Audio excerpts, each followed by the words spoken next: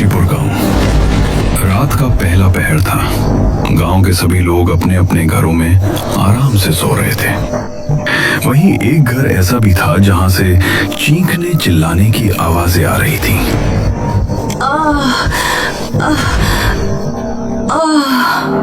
महेश उसके पास बैठा है। श्रद्धा और लोकेश भी कमरे में आते हैं। मालती, हिम्मत रखो, मैं अभी तुमको शमन जी के पास ले चलता हूँ। मालती की तबीयत बहुत ज्यादा बिगड़ी हुई थी। उसके शरीर पर जगह जगह फफोले उठे हुए थे। कई जख्म बने हुए थे जिनसे खून भी रिस रहा था। उसको ऐसा दर्द हो रहा था जिसे वो लफ्जों में बयान नहीं कर सकती थी। मालती, उठो, जल्दी करो मालती, आओ नीचे उतरो। महेश और लोकेश ने मालती को उठाया और फिर उसको तांगे में बैठाकर ये सभी एक रास्ते पर निकल गया।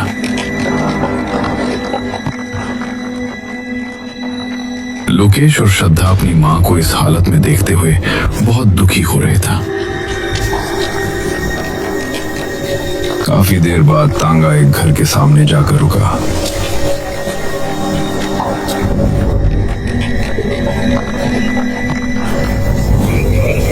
आओ मालती, नीचे उतरो। महेश और लोकेश ने मालती को सहारा देकर तांगे से उतारा और फिर उस घर के अंदर ले गए। अंदर एक आदमी बैठा था जिसके सामने एक लकड़ी का बक्सा रखा हुआ था। अरे, इनकी हालत तो बहुत खराब है। हाँ शमन जी, मेरी बीवी की तबीयत बहुत खराब है, इसे ठीक कर दीजिए। महेश ने मालती को उसके सामने बैठा दिया। उस आदमी शमन के आगे हाथ जोड़े। लोकेश शमन के ठीक सामने एक लकड़ी का बक्सा रखा हुआ था। फिक्र मत करो, मैं इनको ठीक कर दूंगा। ये कहकर शमन ने पास ही रखी कैंची उठाई और उससे मालती के बालों की एक लट काट ली। उसके बाद उसने उस बक्से को खोला। उसके खुलते ही हल्का सा प्रकाश उत्पन्न हुआ। इन सभी ने देखा कि उसके अंदर हरे रंग का एक नग रखा हुआ है। शमन ने उसके आगे हाथ जोड़े और फिर मुंह ही मुंह में मंत्र बुदबुदाने लगा। उसके कुछ देर बाद ही उस बक्से से धुआं निकलने लगा, जिसे ये सभी बड़ी गौर से देख रहे थे। शमन ने बक्सा अपने करीब कर लिया और उस बक्से में क्या रखा है अब ये चारों नहीं देख सकते थे। कमरे में हर कोने से पायल की छन छन सुनाई देने लगी। तभी उस बक्से से एक खूबसूरत हाथ थोड़ा सा बाहर आया और शमन ने उस हाथ के अंदर मालती के बालों की लट थमा दी। उसके बाद वो हाथ वापस से अंदर चला गया और फिर बक्सा सामान्य हो गया। अब उसके अंदर फिर से वही हरा नग नजर आ रहा था। वही पायल की आवाज भी बंद हो गई थी। क्योंकि ये चारों बक्से के दूसरी तरफ थे, इसलिए इन्होंने उस हाथ को नहीं देखा था। शमन ने बक्सा बंद कर दिया। तुम्हारा काम हो गया देवी, तुमको जल्द ही ठीक कर देगी। उसी समय नदी के किनारे एक लड़की आकर नृत्य करने लगी। उसने लाल साड़ी कथकली वाली बांधी हुई थी और वो बहुत ही खूबसूरत लग रही थी। अपना हाथ आगे लाओ। मालती ने अपना हाथ आगे किया तो शमन ने उसका हाथ पकड़कर कुछ मंत्र पढ़े और फूंक मारी। ऐसा करते ही मालती के शरीर पर बने सभी घाव खत्म होने लगे। बहुत ही तेजी के साथ सभी जख्म भर रहे थे और उसका दर्द भी खत्म होता जा रहा था। ये देखकर महेश, लोकेश और श्रद्धा को बहुत हैरानी हो रही थी, लेकिन वो खुश भी थे। आखिरकार मालती बिल्कुल ठीक हो गई। मैं ठीक हो गई जी। शमन जी, आपका बहुत बहुत धन्यवाद। जाओ खुशी खुशी अपने घर पहुंचो।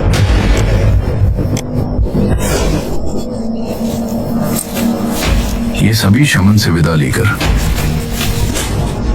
वापस अपने घर पहुंचे।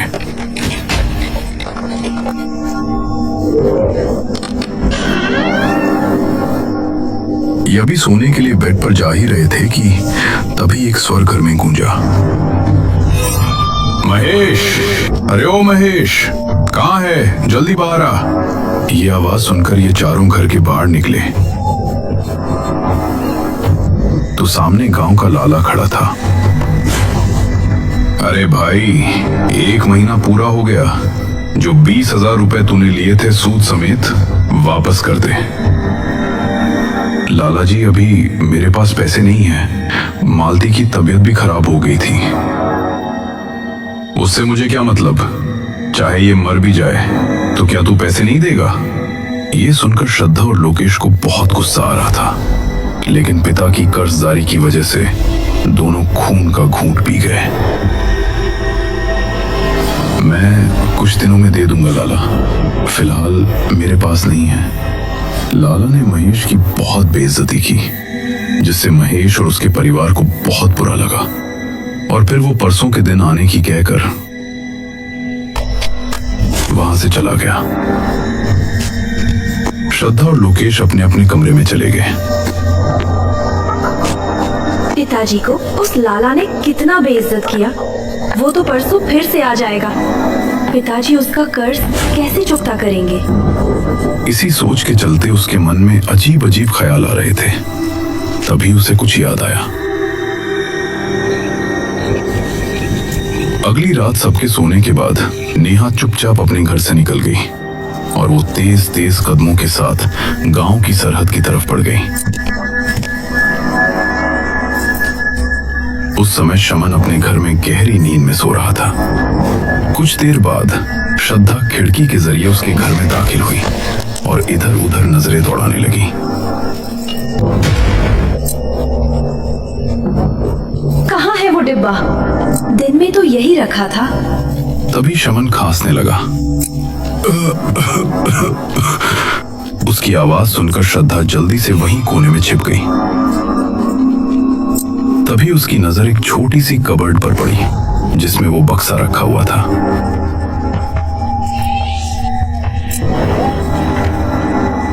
अरे वाह, ये तो वही बक्सा है। शमन अंगड़ाई लेकर वापस से सो गया और तभी श्रद्धा ने उस बक्से को उठाया और खुश होते हुए वहां से निकल गई। अब सारे मसले हल हो जाएंगे। तभी उसे अपने पीछे से पायल की छन छन सुनाई देने लगी। उसने चौंकते हुए पीछे पलटकर देखा तो वहां कोई नहीं था। उसने फिर से आगे कदम बढ़ाए और भागना शुरू किया। उसको अभी भी अपने पीछे से पायल की छन छन सुनाई दे रही थी, लेकिन अब उसने पीछे मुड़कर नहीं देखा। घर आकर वो अपने कमरे में पहुंची और उस बक्से को खोलकर देखा। वाह, ये हीरा तो दिखने में ही बहुत कीमती लगता है। श्रद्धा ने उस बक्से को बंद करके अपनी कबर्ड में रख दिया और फिर बिस्तर पर जाकर लेट गई। अब कल इसे बेचकर पिताजी का सारा कर्ज चुकता कर दूंगी। उसके चेहरे पर एक मुस्कान थी, क्योंकि वो पहली बार अपने पिता के लिए कुछ करने जा रही थी। रात करीब 1 बजे के समय श्रद्धा अपने बेड पर सो रही थी। तभी उसे अजीब सी धम धम धम सुनाई दी और वो चौंकते हुए जाग उठी। उसने देखा कि कबर्ड का दरवाजा खुला हुआ है। ये कैसे खुल गया? वो अपनी जगह से उठी और कबर्ड फिर से बंद कर दी और इस बार उसने कबर्ड के आगे एक कुर्सी भी रख दी थी, जिससे कबर्ड फिर से न खुले, और फिर वापस से जाकर बेड पर लेट गई। अब ये नहीं खुलेगा। उसे सोए हुए अभी 10 मिनट ही हुए थे कि तभी बहुत जोरों का शोर हुआ और वो फिर से चौंकती हुई जाग उठी। सामने का मंजर देखकर उसकी आंखें हैरानी से फट पड़ी। उसने देखा कि कबर्ड फिर से खुली हुई है और जो कुर्सी उसने कबर्ड के दरवाजे पर रखी थी वो सामने दीवार के पास पड़ी टूटी हुई है, जैसे किसी ने उसे उठाकर जोर से दीवार पर देकर मारा हो। ये कैसे खुल गया? उसी समय पड़ोस के गांव में मोहन नाम का आदमी अपने कमरे में पड़ा सो रहा था। तभी उसे पायल की आवाज सुनाई दी। अरे, इतनी रात में कौन नाच रहा है भाई? उसने उठकर देखा तो ये आवाज बाहर से आ रही थी। उसने खिड़की के करीब जाकर देखा तो एक लड़की उसके घर के आंगन में नाच रही थी। अरे, ये कौन है? मोहन कमरे से निकलकर आंगन की तरफ गया और उसने करीब से उस लड़की को देखा। लड़की बहुत खूबसूरत थी और उसका नृत्य भी बहुत अच्छा लग रहा था। बड़ी हैरानी की बात थी कि वहां तबले की आवाज भी सुनाई दे रही थी। कौन हो तुम? किस खुशी में नाच रही हो? इस पर वो लड़की बिना कोई जवाब दिए नाचती रही। तो मोहन उसके करीब गया और उसका हाथ पकड़ लिया। हाथ पकड़ते ही वक्त जैसे थम गया। उसके पैर भी रुक गए और उसका संगीत भी। उससे नजरें मिलते ही मोहन उस पर मोहित होने लगा। तुम तो बहुत खूबसूरत हो। कौन हो तुम? इतना कहते ही उस लड़की के चेहरे पर मुस्कान छलक आई। उसके शरीर की रंगत बदलकर कत्थई होने लगी। उसके नाखून लंबे हो गए और उसकी आंखें लाल लाल चमक उठी। ये देखकर मोहन के दिल में खौफ उतर आया। वो चीखता हुआ वहां से वापस अपने घर के अंदर पहुंचा और अंदर से कमरे की कुंडी लगा ली। उसके बाद वो जैसे ही बेड पर पहुंचने के लिए पलटा तो वो लड़की अपने भयानक रूप में बेड पर ही बैठी हुई थी। मोहन कुछ करता इससे पहले वो लड़की मोहन पर टूट पड़ी और मोहन की चीख पूरे घर में गूंज कर रह गई।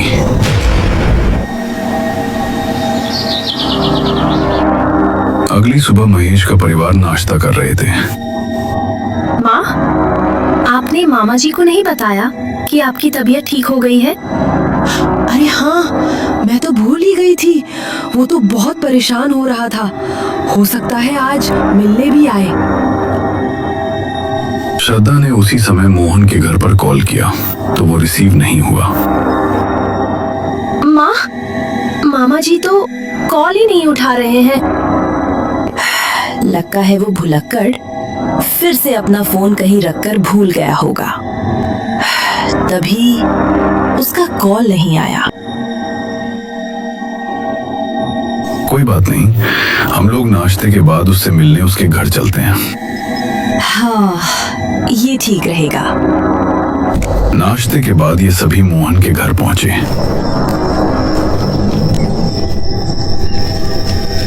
और वहां पर उसकी भयानक मौत देखकर इनका दिल दहल उठा। इस तरफ जब शमन का उसके काम पर बैठने का समय हुआ तो कबर्ड से बक्सा गायब देखकर वो चौंक पड़ा। हे देवी, बक्सा कहाँ गया? उसने बक्से को घर में हर जगह ढूंढा लेकिन उसका बक्सा कहीं नहीं मिला। कुछ ही देर में उसके घर के बाहर मरीजों की भीड़ लगना शुरू हो गई थी। हे देवी, मेरे पास बक्सा नहीं है, उसको कैसे वापस लाऊंगा? किसने चुराया होगा उसे? शमन अब बहुत ही ज्यादा डर गया था। उसने दीवार पर लगे कैलेंडर पर नजर डाली तो उसमें 15 तारीख पर गोल घेरा बनाया हुआ था। सिर्फ 2 दिन बचे हैं। अगर 15 तारीख की रात को बक्से का नाहन नहीं किया गया तो बहुत बुरा होगा, बहुत बुरा। इस तरफ रात होने से पहले ही मोहन का अंतिम संस्कार कर दिया गया और ये सभी घर वापस आ गए। लोकेश, माँ पहले ही बहुत सदमे में है और कल लाला भी आने वाला है। हाँ दीदी, मुझे यही बात सोचकर डर लग रहा है। अब लाला के पैसे कैसे चुकता करेंगे?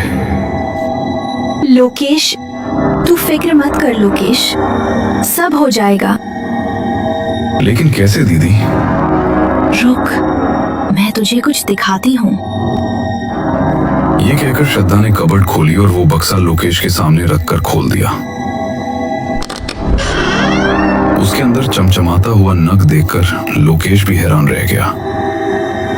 दीदी, ये तो वही हीरा है जो उस शमन के पास था। ये आपको कहाँ से मिला? मैंने इसे उसके घर से चुराया है। मैंने जो किया है अपने पिता की परेशानी दूर करने के लिए किया है। कल हम दोनों इसे बेचकर लाला के पैसे उसे दे देंगे। लोकेश ये सुनकर आगे कुछ नहीं बोला।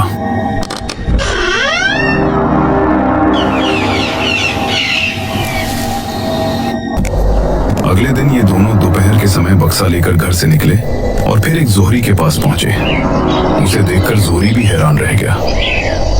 ये हीरा तो लाखों का लगता है, मुझे इसे हाथ से जाने नहीं देना चाहिए। कहिए अंकल, आप इसके कितने पैसे देंगे? मुझे तो ये चोरी का लगता है, इसके 30,000 से ज्यादा नहीं दे सकता। नहीं अंकल, देखिए ये कितना कीमती लग रहा है। आप ऐसा कैसे कह सकते हैं? अब तुम्हारी मर्जी है। ठीक है, हम इसे कहीं और बेच देंगे। ये कहकर श्रद्धा उठ खड़ी हुई। अरे रे रुको। जी कहिए, क्या हुआ? इसके 50,000 दूंगा, न ज्यादा न कम। बिल्कुल सही दाम है। ये सुनकर श्रद्धा ने लोकेश की तरफ देखा। श्रद्धा, ठीक है, दे दीजिए।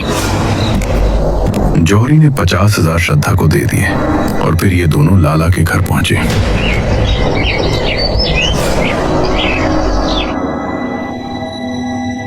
लाला जी, पिताजी ने आपके पैसे भेजे हैं। ये कहते हुए श्रद्धा ने लाला के सामने पैसे बढ़ा दिए।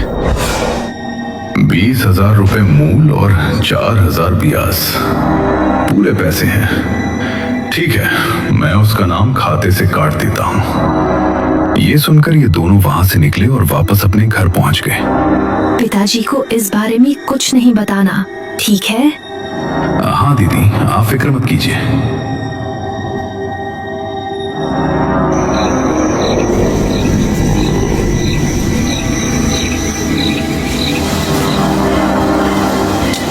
रात के समय जौहरी आंखों में चमक लिए उस हीरे को देख रहा था। मन कर रहा है इसे देखता ही रहूं। कितना कीमती है, लगता है 50 लाख से नीचे नहीं होगा। तभी उसे पायल की आवाज सुनाई दी। वो अपने कमरे से निकला तो उसने उसी नृत्यकी को नाचते हुए देखा। अरे कौन हो भाई तुम? यहाँ क्या मुजरा चल रहा है?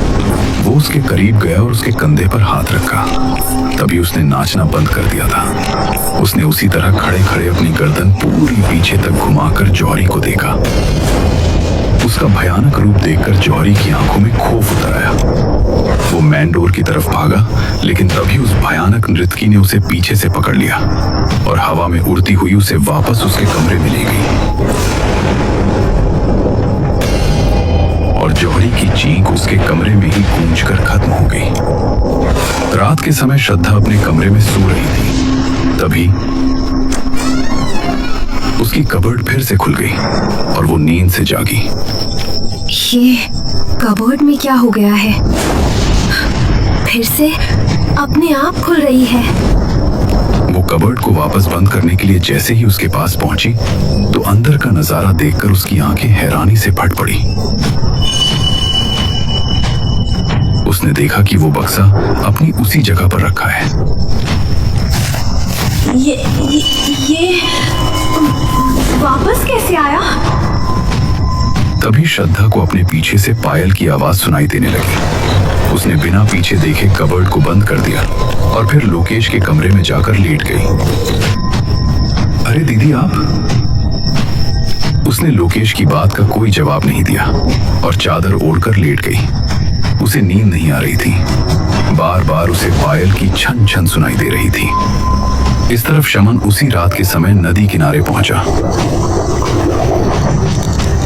मुझे माफ कर दो देवी, माफ कर दो मुझे। वो न जाने क्यों नदी के सामने हाथ जोड़े खड़ा माफी मांग रहा था।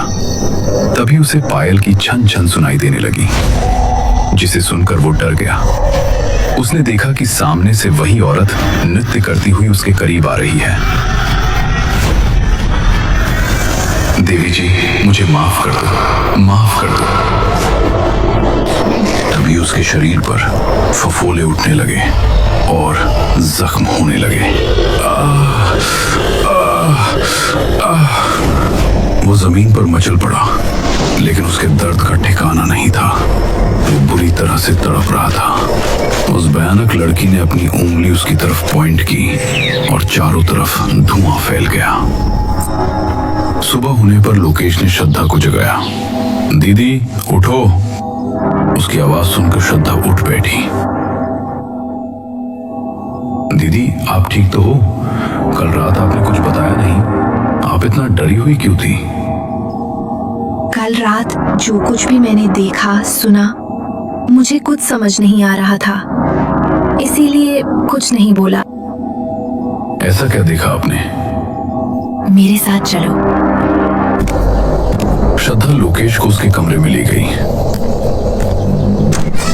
और उसे कबर्ड खोलकर वो बक्सा दिखाया। लोकेश ने बक्से को खोला तो उसके अंदर अभी भी वो नग रखा हुआ था। अरे ये नग तो हम लोग उस जौहरी को बेच कर आए थे ना, ये यहाँ कैसे आ गया? हाँ, वही मुझे समझ नहीं आ रहा, ये यहाँ वापस कैसे आया? दीदी मुझे लगता है आपने इसको चुरा कर बहुत बड़ी गलती की है। दीदी ऐसा करते हैं, इसे फेंक देते हैं। जो चीज बिकने के बाद अपने आप वापस आ गई, तुझे लगता है वो फेंकने से नहीं आएगी? ये भी आप ठीक कह रहे हो। मैं आज ही इस नग को उस शमन को वापस दे आऊंगी। वही इसके बारे में ठीक से जानता है। दोपहर के समय ये दोनों अब शमन के घर पहुंचे तो पाया वहां पर कोई नहीं था। पहले यहाँ पर कितनी भीड़ लगी होती थी, अब तो कोई भी नहीं है। ये अंदर पहुंचे तो वहां कोई नजर नहीं आया। कौन है वहां? कौन है? एक कमरे से शमन की मरी सी आवाज इनको सुनाई दी और ये उस कमरे में पहुंचे और वहां पर शमन की बुरी हालत देखकर ये दोनों हैरान रह गए। वो बेड पर उसी हालत में पड़ा था जो कुछ दिन पहले मालती की थी। शमन अंकल, ये क्या हुआ आपको? मेरे साथ जो होना था हो गया। अगर तुम लोग मदद के लिए आए हो तो मैं बता दूं, मैं अब किसी का इलाज नहीं कर सकता। अंकल, हम लोग इलाज के लिए नहीं आए। तो फिर ये तुम्हारे पास कहां से आया? अंकल, मुझे माफ कर दीजिए, इसे मैंने ही चुराया था। पिताजी पर बहुत कर्ज हो गया था। ये सुनकर शमन को गुस्सा आ गया।